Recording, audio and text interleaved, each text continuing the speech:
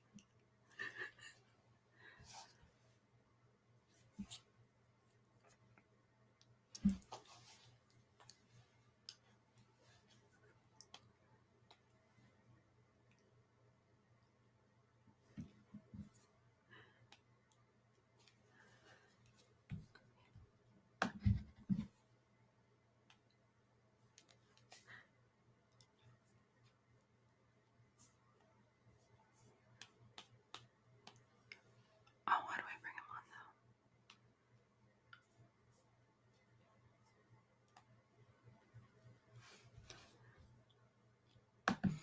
How do I bring them on though? Oh,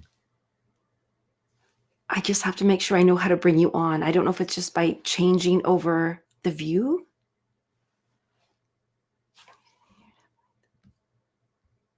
Um,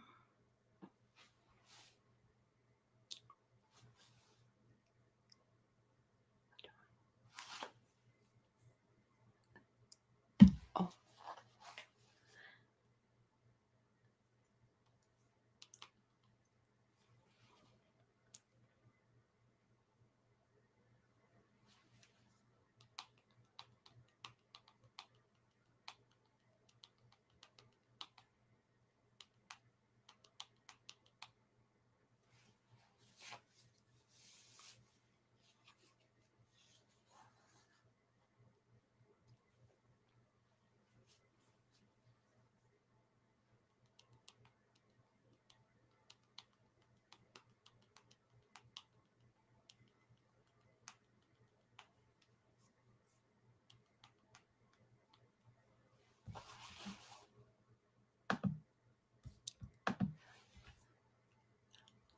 hello, everyone. Welcome to the 111 meditation. I am going to attempt to bring on GP Walsh here. 1 second. All right, GP, I see him in the background. I'm learning how to do this. So, no. Hi, GP. I don't know how to bring you on. Hold on. Oh, there we go. Welcome. There we go. Well, that was fantastic. fun. This is such a great experiment for our topic today. But first of all, welcome, GP. I'm happy to be here with you. Oh, great to be here with you, Lisa. Aw, and we're happy to be here with everyone here on 10 Million for World Peace Meditation, our 111 meditation. I'm on day 2 of the 5 days that we're doing. So I'm just so glad that GP, you're here with me. All right. So today's topic, which is a fun one that just happened, is on leadership. And I know from experience here that sometimes when we lead the way, we might not always know what to do and what buttons to press and where to go, but sometimes we have to have the courage to do so. And as we go into it, we're going to start the meditation in 4 minutes. So GP and I are going to have a little chat here about this. When it comes to leadership, because I know this is what, Terry and well, everybody here at 10 Million for World Peace Meditation wants to bring forward.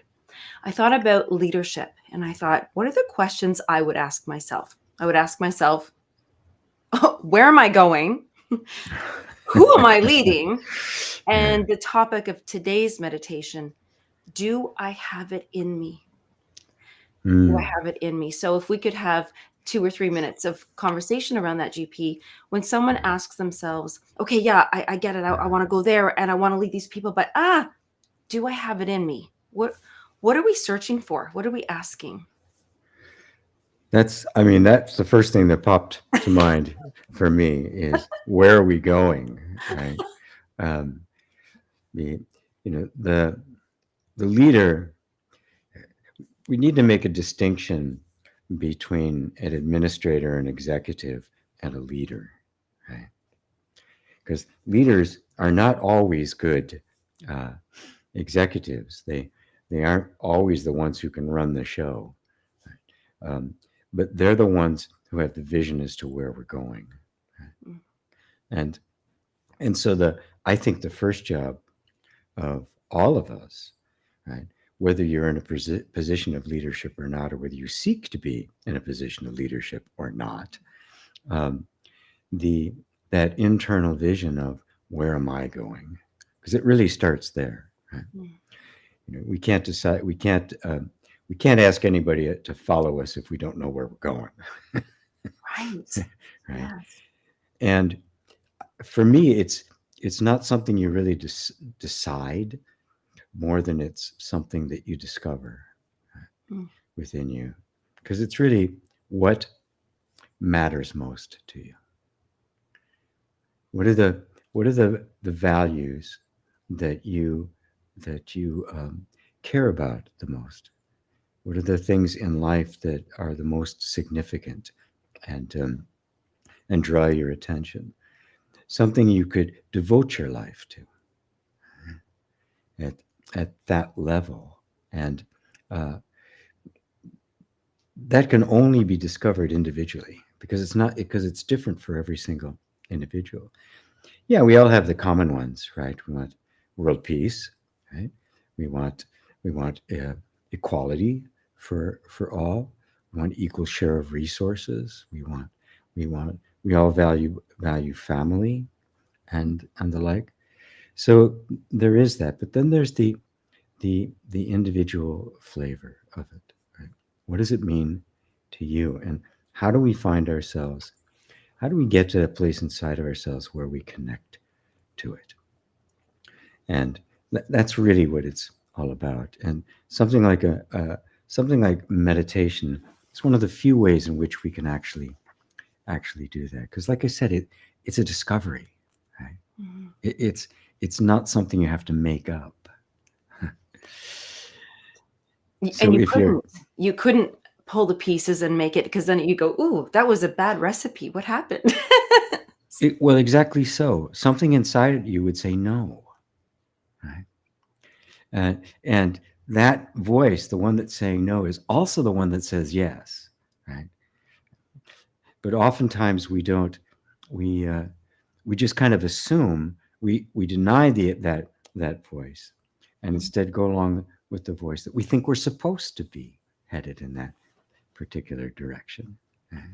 That's very interesting how you worded that, and I think that's a perfect thing to go out. Well, I'm gonna let you just go where you need to go for this meditation, but I do like that. It's the same voice that says no is the voice that can say yes and knows when to say yes, and that's Yes. what we're tuning into. So, everyone, we are going to go into our 1:11 Eastern time here meditation, and GP is going to guide us. And I think we just gave you a whole bunch of stuff to kind of go with. So I don't know Right. actually how to exit screen totally. So let me see if I can do this. Right. Otherwise, I'll be in the corner, really It's small. okay. You just hang out. It's I'll fine. hang out. I'll try to be small. Actually, hold on here. It's fine. Oh nope, So I'm definitely nope, big. I'm small now. No, Yeah. oh dear. Well, you know what? I'm gonna hang out with you. There we go. Why don't you just hang out with me? Yeah, that's perfect. All right. Yeah, hands off the buttons. Yeah, you're too dangerous. I'm not leading this one. Okay. Yeah. So, what I always like to do with meditation, and this is going to be a short one, like 7 or 8 minutes. It's not lengthy, but fortunately, it doesn't take a lot of time. So, I want you to take a couple of deep breaths, and as you're doing that, just close your eyes and let your let the natural tendency of our attention to want to go somewhere, do something, look at something, because we've cut it off from the eyes, which is where most of the information comes from. That's where most of our attention goes. It very naturally begins to turn inside and look.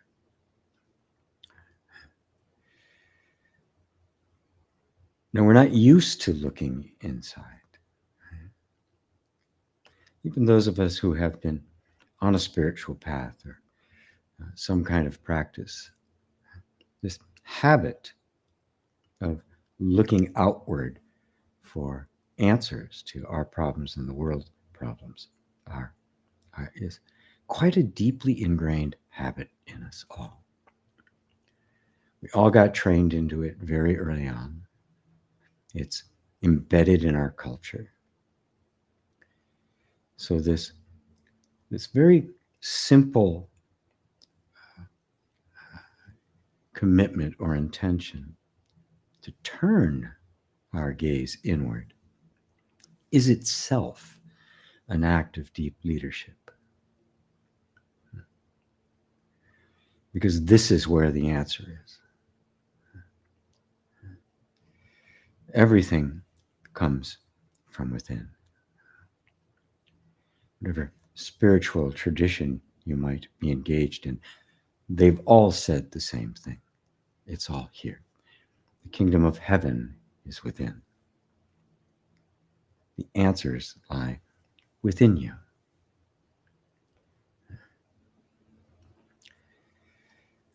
And so the very act of turning inward is an opening of the heart and the mind towards wherever it is within us where the insights come from, where that voice that knows when to say no and knows when to say yes lives.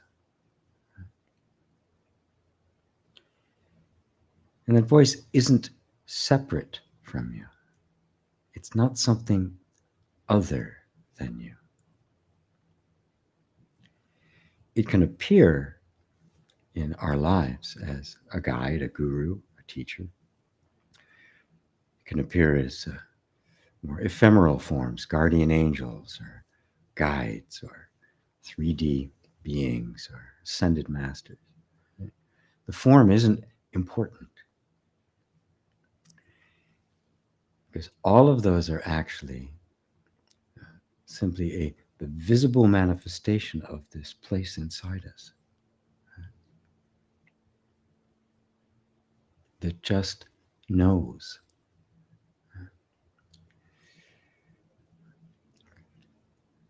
And this place inside of us is actually the same place in all of us.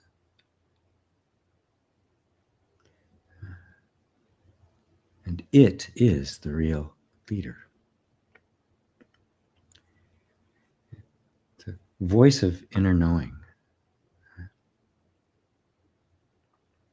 But to hear this voice of inner knowing, we have to eliminate the noise. We have to turn within consistently,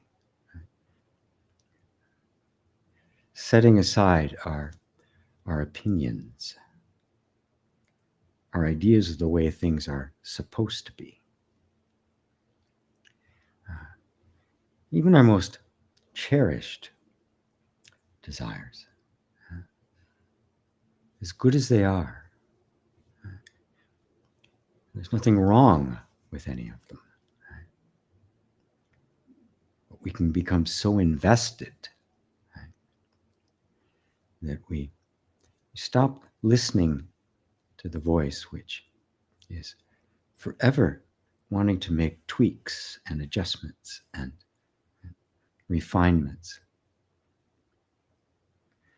bringing you closer and closer and closer to who you really are.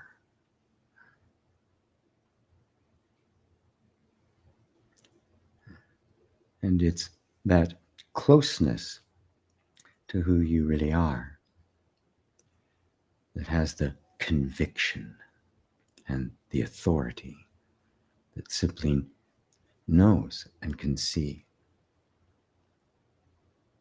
May not even know why. doesn't have to follow reasoning and logic. It's just a sense of inner knowing.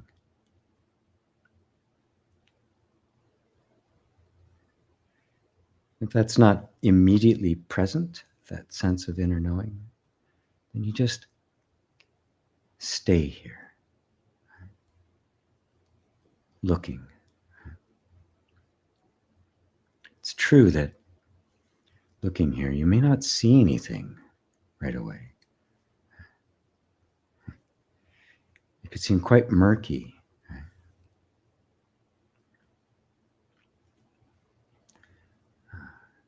But something inside kind of moves us towards this place that, yes, there's an answer there.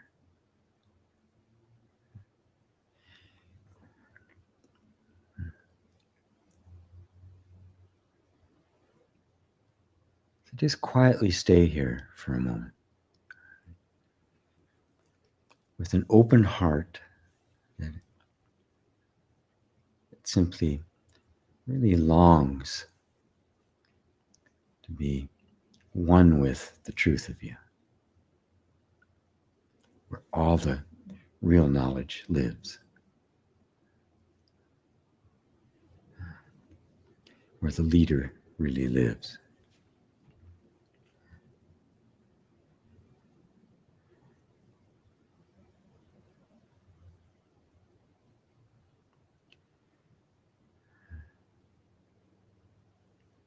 This invisible, quiet space. It's got a lot of names.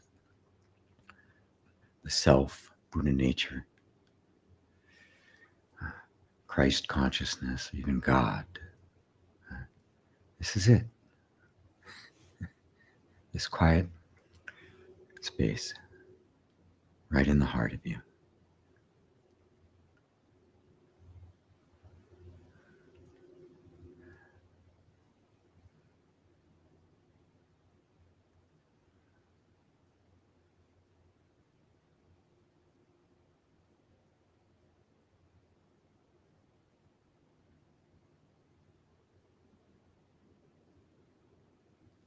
So take another deep breath. And as we get ready to come back, remember that this is always here. It didn't show up because you came and looked for it. It's always there. It will never leave you. This is the grace of God, of the universal consciousness, of the great I am. And whenever you're ready, you can open your eyes and join us back here.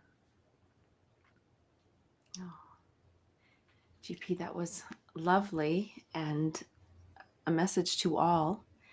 You all just led. You were leaders. You're leading from inside with yourself, leading yourself, listening. So thank you for guiding us to an experience where we could feel that, because as we know, with the mission, 10 million for world peace, when we lead ourselves to peace, to no resistance, to knowing thyself, to loving thyself, we lead with that. And that was an experience that we all just shared together when we were. Well, that's where world peace lives. Where else is it going to come unless it awakens in the heart of us all? And every time we turn towards it, right, it just strengthens the resolve of the whole world. Right? Makes it that much easier for somebody else to do so. And I do always point out the word grace, right? Yes. We're not alone in this, right? There's a universal consciousness or something, but whatever you want to call it, it's whatever inspired all of us to start walking on this path in the first place. Whatever decided to start the 10 million for world peace, whatever inspired that, right, came from from within, and this is active in everyone, whether we see it or not. It is.